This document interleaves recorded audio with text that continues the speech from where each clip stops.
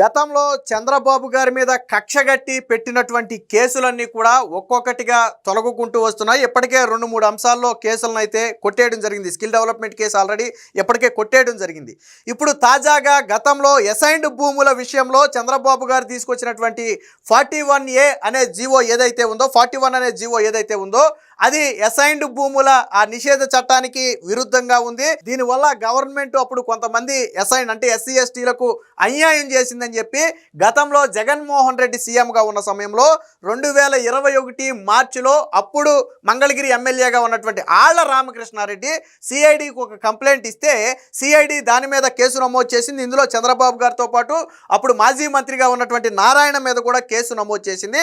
తర్వాత చంద్రబాబు గారు కోర్టుకు వెళ్తే దాని మీద స్టే విధించింది. అంటే తదుపరి చర్యలు తీసుకోకుండా హైకోర్టు అప్పట్లో చంద్రబాబు గారికి రక్షణ కల్పించింది. అయితే తాజాగా ఆ కేసు విచారణకు వచ్చిన సందర్భంలో ఇరుపక్ష వాదనలు విన్నటువంటి హైకోర్టు ఏం చేసిందంటే ఆ కేసును పూర్తిగా కొట్టేయడం జరిగిందంటే ఒక రకంగా ఒక ఫాల్స్ ఎలిగేషన్, నిరాధార ఆరోపణలతో ఎటువంటి ఆధారాలు లేకుండా పెట్టినటువంటి కేసు, రాజకీయ కక్షతో పెట్టినటువంటి కేసు అని చెప్పి కోర్టు కూడా భావించింది. కాబట్టి ఆ కేసునైతే కొట్టేయడం జరిగింది. ఏంటి అసలు విషయం అంటే 2016-17 సమయంలో చంద్రబాబు గారు జీవో 41 అనేది ఒకటి తీసుకొచ్చారు. సో వాస్తవానికి అది ఆయన వ్యక్తిగతంగా తీసుకొచ్చింది కాదు, క్యాబినెట్లో చర్చించి అంటే మంత్రివర్గ సమావేశంలో చర్చించి తీసుకొచ్చినటువంటి చట్టం.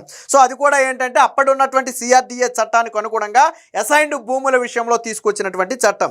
అయితే తీసుకొచ్చినటువంటి 5 ఏళ్ల తరువాత జగన్ కూడా 2019లోనే సీఎం అయ్యాడు. కానీ సీఎం అయిన 2-2.5 ఏళ్ల తరువాత అంటే మొత్తంగా జీవో వచ్చినటువంటి 5 ఏళ్ల తరువాత ఆళ్ల రామకృష్ణారెడ్డి రాజకీయ కక్షతో పెట్టినటువంటి కేసు ఇది. ఎందుకు రాజకీయ కక్ష అన్నాము అంటే నిన్న కోర్టులో వాదనలు వినిపించేటప్పుడు వినిపించిన వాదన ఏంటో తెలుసా? ఏ ఒక్క ఎస్సీ ఎస్టీ ఇప్పటి వరకు చంద్రబాబు గారు తెచ్చిన 41 జీవో వల్ల నష్టపోయాము అని రాష్ట్రంలో ఈ 5 ఏళ్లలో ఎక్కడా ఫిర్యాదు చేయలా. కేవలం ఒక ఎమ్మెల్యే, అది కూడా అప్పుడు అధికార పార్టీకి చెందినటువంటి ఎమ్మెల్యే, కేవలం రాజకీయ కక్షతో చంద్రబాబు గారి మీద చేసినటువంటి ఫిర్యాదే తప్ప ఒక్క ఎస్సీ కానీ ఎస్టీ కానీ దీనికి సంబంధించి ఫిర్యాదు చేయలేదు. అంటేనే అర్థమవుతుంది ఇది రాజకీయ కక్షతో పెట్టిన కేసు అని చెప్పి చంద్రబాబు గారి తరపున సిద్ధార్థ రౌద్ర వాదనలు వినిపిస్తే కోర్టు అగ్రీ చేసింది. ఎందుకంటే ఇప్పుడు ఒక చట్టం తీసుకొచ్చినప్పుడు ఒక్క ఎస్సీ రాష్ట్రంలోని ఎస్సీ ఎస్టీలందరికి కావచ్చు, లేదా అమరావతి పరిధిలోని ఎస్సీ ఎస్టీలందరికి కావచ్చు, ఏదైనా నష్టం జరిగింది అనుకోండి, మొదటిగా ఎవరు రియాక్ట్ అవ్వాలి? నష్టం జరిగిన వారు రియాక్ట్ అవ్వాలి. వాళ్ళు ఎక్కడైనా సరే కేసులు పెట్టాలి, లేదా వాళ్ళు ప్రభుత్వానికి యాంటీగా ఏ ఉద్యమమో లేదా గొంతు లేవనెత్తడమో చేయాలి.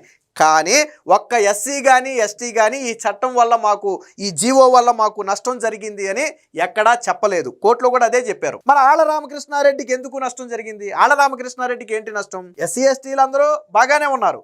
అది తెచ్చింది చంద్రబాబు గారు సొంత జీవో కాదు. నిజం ఒక క్యాబినెట్లో తీసుకున్నటువంటి నిర్ణయానికి ఒక వ్యక్తిని బాధ్యుడిని చేయకూడదని చెప్పి గతంలో నిర్ణయాలు కూడా ఉన్నాయి. అంటే ఎందుకనంటే అది చంద్రబాబు గారు ఓన్ డెసిషన్ కాదు. ఒక క్యాబినెట్లో ఈవెన్ స్కిల్ డెవలప్మెంట్ విషయంలో కూడా క్యాబినెట్లో తీసుకున్నటువంటి నిర్ణయమే తప్ప చంద్రబాబు గారు వ్యక్తిగతంగా తీసుకున్నటువంటి నిర్ణయం కాదు. అది అందరూ అగ్రి అయిన తర్వాత తీసుకున్నటువంటి నిర్ణయం అది. సో తర్వాత పత్రికల ద్వారా బహిరంగంగా బయటకు అందరికీ వస్తుంది.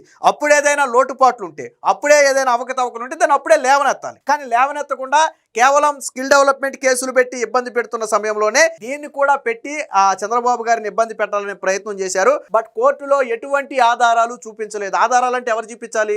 ఆళ్ల రామకృష్ణారెడ్డి చూపించాలి. కేసు పెట్టిన వ్యక్తి ఆళ్ల రామకృష్ణారెడ్డి. ఆళ్ల రామకృష్ణారెడ్డి దగ్గర ఆధారాలు లేవు, వాదనలే తప్ప ఆధారాలు లేవు. ఒక ఎస్సీ కానీ ఎస్టీ కానీ ఆయన తెచ్చిన దాని వల్ల నాకు ఈ నష్టం జరిగింది, లేదా అది మేము నష్టపోయాము అని చెప్పలేదు. రెండోది, అది ఎస్సీ ఎస్టీ నిషేధిత భూములకు సంబంధించి వ్యతిరేకం అనే విషయాన్ని ఆళ్ల రామకృష్ణారెడ్డి కోర్టులో రుజువు చేయాలి. ఆళ్ల రామకృష్ణారెడ్డి తరపున కూడా సిద్ధార్థ దావే సీనియర్ న్యాయవాదే వాదించాడు.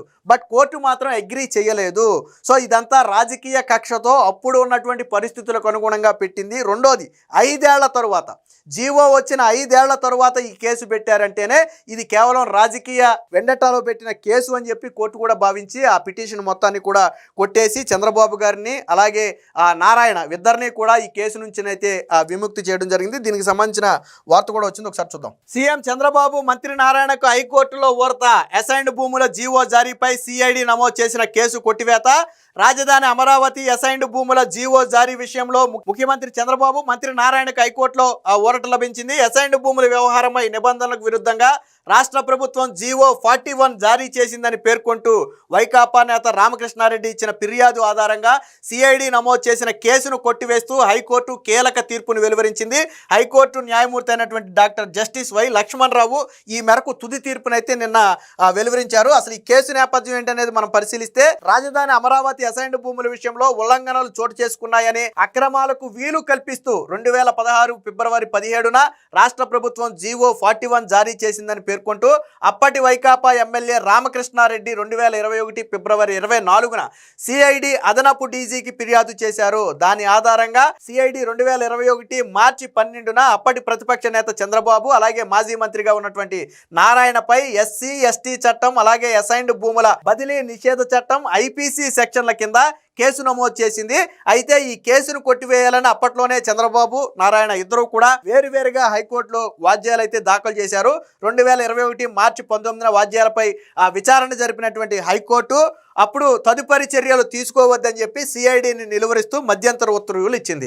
సో అది ఇప్పుడు విచారణకు వచ్చింది. సో ఈ వాద్యాలపై ఇటీవల తుది విచారణ జరిపిన న్యాయమూర్తి ఇరువైపు న్యాయవాదుల వాదనలు ముగియడంతో తీర్పునైతే గతంలోనే రిజర్వ్ చేశారు. సో దాన్ని నిన్న వెలువరిస్తూ సిఐడి నమోదు చేసినటువంటి కేసుకి ఎటువంటి ఆధారాలు లేవు అని కోర్టు భావించి ఆ కేసు మొత్తాన్ని కూడా కొట్టివేయడం జరిగింది. సో అయితే దీని తరపున ఆళ్ల రామకృష్ణారెడ్డి తరపున వాదించినటువంటి న్యాయవాది ఏమంటారు అంటే ఫిర్యాదు చేసే అధికారం మాకుంది అని చెప్పి ఆయన వాదించాడు. సో ఫిర్యాదుదారుడు ఆళ్ల రామకృష్ణారెడ్డి తరపు సీనియర్ న్యాయవాది సిద్ధార్థ దావే వాదనలు వినిపిస్తూ ప్రజాప్రతినిధిగా సిఐడికి ఫిర్యాదు చేసే అధికారం రామకృష్ణారెడ్డికి ఉంది. ఫిర్యాదు అందుకున్న తర్వాత సిఐడి అదనపు డీజీ ప్రాథమిక విచారణ జరిపించాకే ఎఫ్ఐఆర్ నమోదుకు ఆదేశించారు. ఈ కేసుపై స్టే విధించడంతో విచారణ ప్రాథమిక దశలోనే ఆగిపోయింది.